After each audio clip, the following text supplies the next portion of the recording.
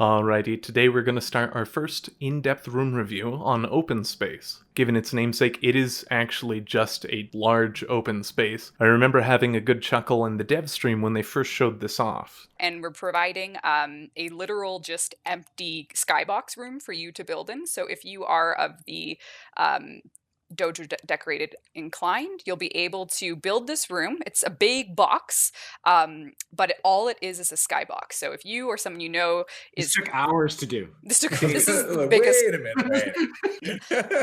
Yeah, this is the biggest. You wanted a big box. We have one for you. We made you the biggest box we could make. This is no doubt $60. Yeah, it's going to be paid only. The most expensive box you've ever purchased.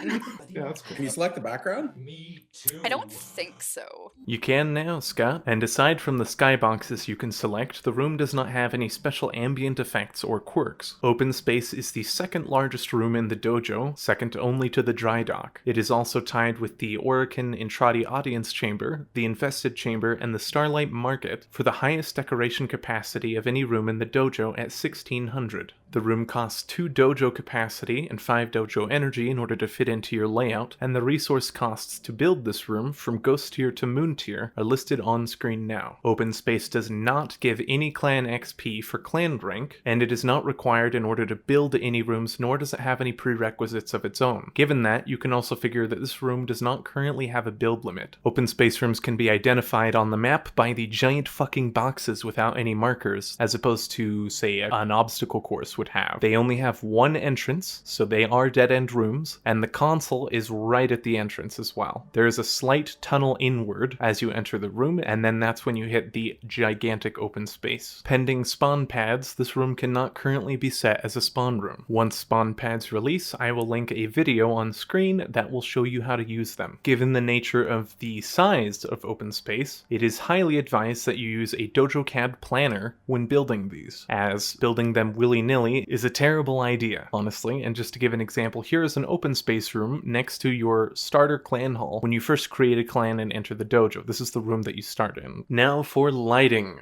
In terms of lighting, fog is almost always a terrible decision, unless you happen to block out the entire room.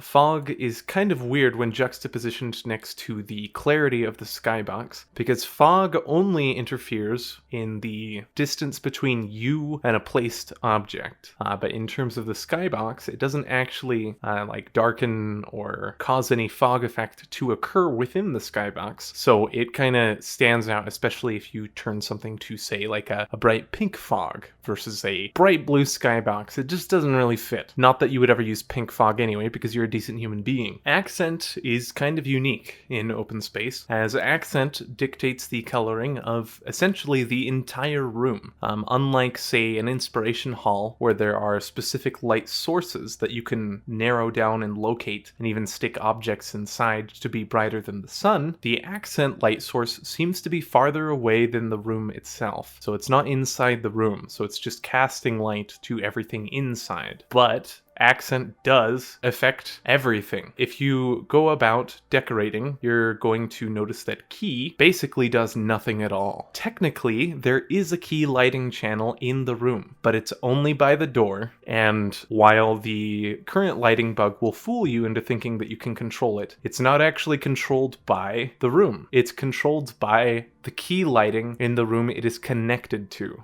The lighting bug makes it kind of hard to show this right now, but this pink you see here is not a pink from the lighting in this open space room. The pink is a key light from the Intrati Audience Chamber it is attached to. Hopefully in the future they will give us actual control of this lighting channel. Room coloring exists, although the concept is a joke, but I will cover primary, secondary, tertiary, accents, and lights. As you can imagine, it only handles the door and the platform. It has no actual effect on the entire rest of the room. Open space only has one inherent inherent red zone, and that is the floor. The floor also acts as a reset wall, so similar to how the Orokin Lab or the reactor, if you jump off the rails, it will reset your Warframe's position. It will also do that in this room as well once you hit the floor, and it can happen as well with your camera, which can make it pretty annoying if you happen to be decorating that low. Open Space technically has boundary red zones, but they only exist when another room is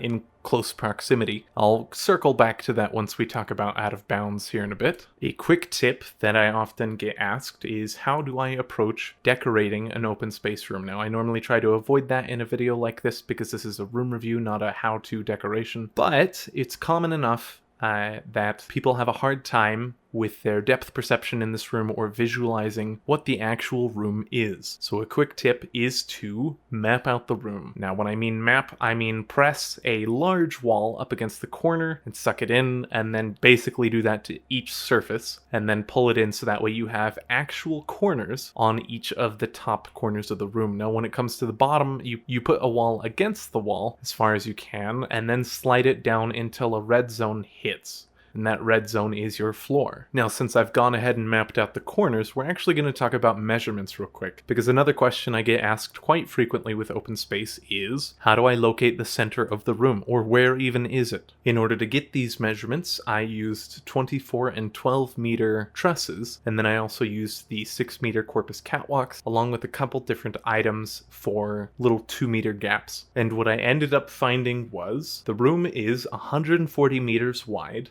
149 meters deep, and 136 meters tall. It's not a perfect cube. In fact, the dead center of the room is 12 meters off of the floor when you walk in. Given that, though, now that you know where the center of the room is, here are some quick steps when you have an empty room to locate that center. Get a 24 meter truss, flip it over, and then align it with the middle and flat on the surface with 1 meter grid snap on the threshold in the middle of the doorway to your room. Then you'll lay out 3 of these back to back, and you'll get a 2 meter object to extend it. Afterwards, you'll get a 12 meter truss, put it right on the corner there, and then flip it around and up. Then the corner here is the center of the room. Now you don't have to measure out every which way. You have a quick and easy method for ascertaining the center of the room each time. Now we'll briefly touch on skyboxes. Skyboxes can be accessed from the room console and researched in the Tenno lab. If you have them researched, you can instantly switch between them at the console. The skybox orientation is determined by the position of your spawn room. So the direction that the spawn room is pointing is the direction that the planet will be at. The spawn room always points towards the planets. You determine the direction of a spawn room by drawing a line from where the console is in the spawn room to the other end. So in the inspiration hall, if the console were here, we would draw a line to the other side, and that is where the skyboxes will all be pointing. And if the open space room were aimed downwards here, then the planet would appear on this side. Now in this example, we'll give A, B, C, and D. So if spawn room A is the spawn room, the planet will be on this side, B this side, C this side, and D this side. This applies to all rooms with skyboxes without fail, the only exceptions being the Orokin Lab and the Dry Dock, as they have their own independent skyboxes. Now we're going to talk about getting out of bounds, boundary red zones, and character shadows. To get out of bounds, you can literally just place a teleporter on the ceiling and teleport up into it, and you can jump around and run around up there. Your armor will disappear along with most of your weapons, depending on if you're sliding or not. You can't enter decoration mode while you're up there, though. However, if you enter decoration mode before you jump off the teleporter, then you can move around and actually use decoration mode with a capacity tied to the room. Now this is why I wanted to wait